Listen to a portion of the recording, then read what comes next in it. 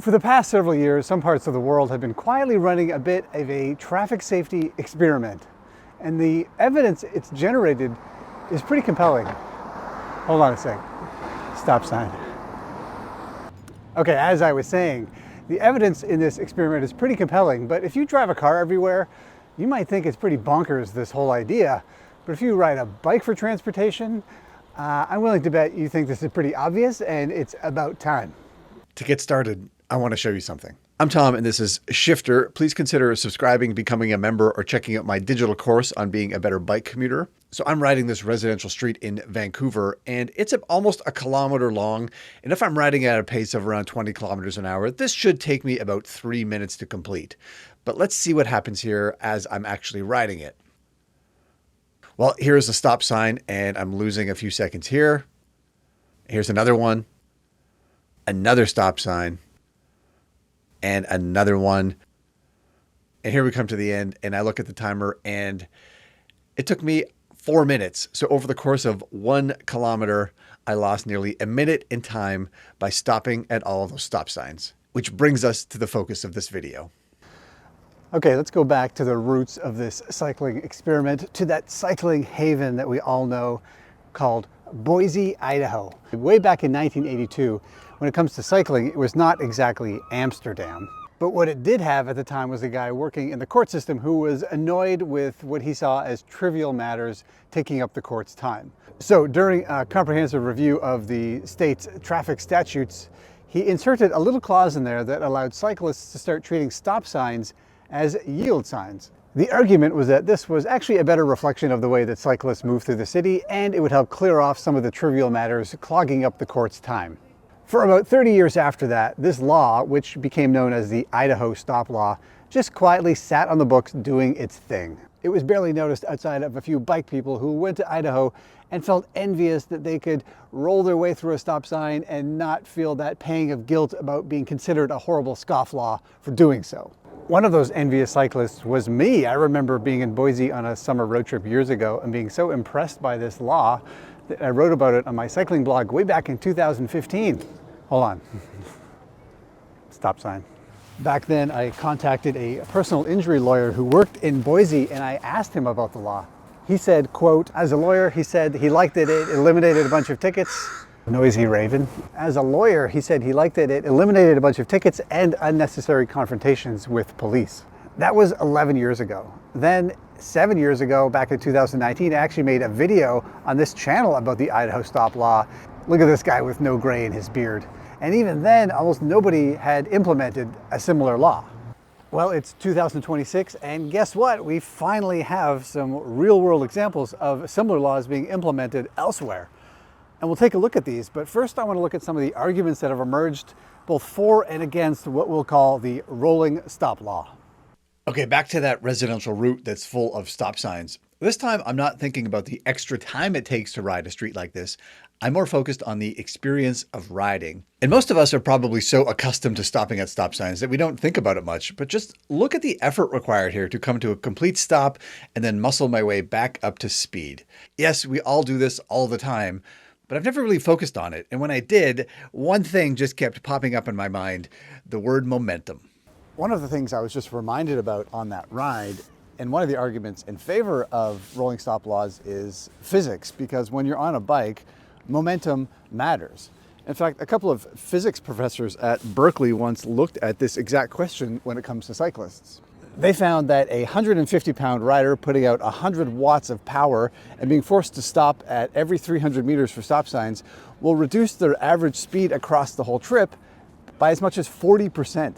Put another way, if the cyclist on that route comes to a complete stop every 300 meters, in order to maintain an average speed of 12.5 miles per hour, they're going to have to increase their output to 500 watts. Now, if you're putting out 500 watts on your ride to work every day, you should probably quit your job and join the Tour de France. There's also, of course, context to think about here too. Where in a city is the most dangerous place for cyclists? Well, according to the US Highway Administration, more than half of cyclist injury collisions occur inside intersections like this one. So there is an argument to be made that if you allow cyclists to more quickly get through those intersections, to clear them more quickly, you might reduce their risk. I'm not sure I'd buy this one, but there's an argument that because humans are better at seeing objects in motion than stationary, if you allow a cyclist to keep moving through an intersection, they may be more visible to people driving cars. And anyone who's ridden a bike knows that starting and stopping are among the times when you're most likely to have a stumble and fall. In fact, some reports find that a huge percentage of cyclist injuries come from falls when people are just getting started or when they're coming to a stop. So wobbling your way from a dead stop in an intersection may not be the safest way. On the other side, there are a couple of arguments against rolling stop laws based on a couple of things. One is the fairness and clarity argument. This is the idea that all users of the road should have the same rules, and with that simplicity and clarity it's easier to enforce and you get more compliance. I'd say this is a pretty weak argument in a couple of ways. One, there already are different rules for different users of our roads in all kinds of ways. School bus drivers, for example, are sometimes required to stop at uncontrolled railway stoppings when car drivers are not. Also, big trucks sometimes have different speed limits on highways or freeways than everybody else. This idea also seems to come from the old idea of vehicular cycling. This is the old idea that motorists and vehicles should be treated the same way and they should share space on roads. Now, this idea has been mostly debunked over the years. For one thing, it didn't work, and for the other thing is it's pretty obvious. I think if you ask a toddler what's different between a car and a bike, they could point it out to you. They're just so different. And let's offer some perspective on this. Automobiles kill tens of thousands of people around the world every year, and bikes just don't do that. They're different. The other argument against it, and I have a bit more sympathy for this argument, we'll call it the chaos argument. This is the idea that if you let cyclists blow stop signs, there will be chaos on the streets, cyclists running rampant, mass havoc everywhere as a result. But I don't think this one holds up to much scrutiny either, and that's because the law doesn't let cyclists just blow stop signs. The law requires cyclists to treat stop signs as yields. That's much different. I mean, it's not exactly a free-for-all out there. It's not like Escape from New York with cargo bike moms and dudes in Lycra. This is a slight modification on a law that everybody already understands, which is yielding as you enter an intersection. There's also some research that says that once people are educated on these new laws, the roads actually can get safer. A study from Oregon State University that examined drivers and cyclists in simulators found that once educated, everybody approached these intersections the same or slower than if these laws didn't exist. There was no rush to reckless behavior, and drivers were actually a bit more watchful and cautious when they approached intersections, which made things safer.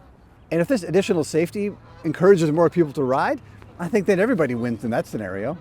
But when I did that initial video 7 years ago, a lot of this was kind of in the realm of theory. There was this thought that we've never seen this in practice in real life, and it's too dangerous to experiment with this kind of thing, so we'll never actually know. I mean, we did have 30 years of evidence from Idaho, but I digress. Well, here we are 7 years later. And guess what? Okay, our final test in the real world, but this is on a much different route. This is a greenway in which most of the stop signs every block have been replaced with things that are more friendly to someone on a bike. Roundabouts, cut-throughs, things like that. In a way, it's like what a bike ride might be like if the rolling stop law existed here. And while I was writing this, I was again thinking about things like total travel time, the number of times I lost momentum at a full stop, time in the danger zone, and even time in the danger zone while being wobbly and unstable. And my overall feeling is this is a really different kind of ride. It's smoother, it's more enjoyable, and it just feels more efficient. And of course, it's better on the uphills if you don't have to stop. Losing that momentum when you're going up hills is a real killer. But I found that even on the downhills, it feels like such a loss to lose that momentum. So it really is a totally different experience on a bike. It's more enjoyable. It's more efficient. It feels more welcoming. It just gives me the feeling that this is why bikes work in cities so much better. Welcome to Delaware. I'm in Delaware. Wow, we're really hitting all the cycling hotspots here today. Well, somehow, inexplicably, back in 2017, Delaware passed something called the Bicycle-Friendly Delaware Act, and yes, they finally did it. They finally gave cyclists the right to treat stop signs as yield signs. And as you probably heard, what ensued was mass chaos on the streets. Reckless cyclists everywhere, fatalities everywhere. Mad Max basically came to Delaware. No, none of that happened. It was fine. What actually happened was the opposite. In the 30 months following the law's enactment, data from the Delaware State Police showed that crashes involving bicycles, specifically at stop sign controlled intersections, fell by 23%, and overall total bicycle crashes fell by 8%. So not only was it not mass chaos, the law actually may have helped keep people safe on bikes. And it's not just Delaware. Arkansas, Oregon, Utah, Oklahoma, Minnesota, New Mexico, they all passed similar laws in the subsequent years. And an interesting side note is that not all these states passed the law using the arguments that I laid out earlier. In Washington state, for example, the law was passed after politicians got tired of hearing about police using that law as an excuse for unnecessarily stopping and even detaining people, particularly people of color. And so they found that a strong enough reason on its own to let cyclists roll through stop signs. And it's not just the US. Some European countries have had similar laws on the books for years, but some of them are pretty new to enacting this kind of change. In Paris, you see some of these signs along some of the bike routes. This means that if the road is clear and it's safe to do so, you can even pass through a red light. And you know what? None of these jurisdictions have reported huge problems with these laws. Okay, let's take a step back. One of the more difficult things about enacting change in a city is the difficulty in running experiments.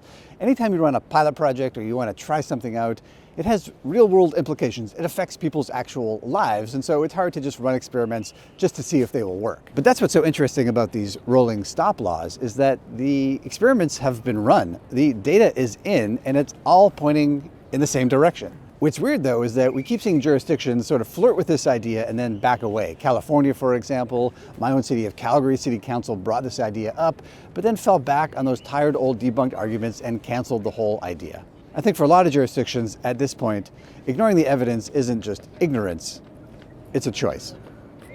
Thanks for watching, and I'll see you next time.